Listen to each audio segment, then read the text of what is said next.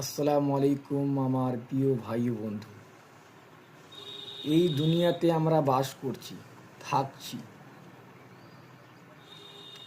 আমরা অনেক কাম করছি, কিন্তু ভাই সব কামে আমরা টাইম দিচ্ছি, কিন্তু আমার আল্লাহর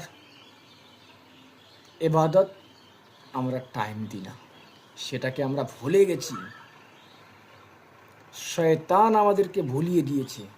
ভাই, সলাৎ, নামাজ এটা পড়বেন, আল্লাহর ওয়াস্তে বলি, নামাজকেও ছাড়বেন না।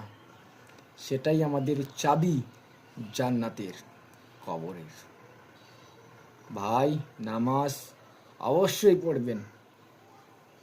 আলহামদুলিল্লাহ, ভিডিওটি ভালো লাগলে শেয়ার সবাইকে করবেন।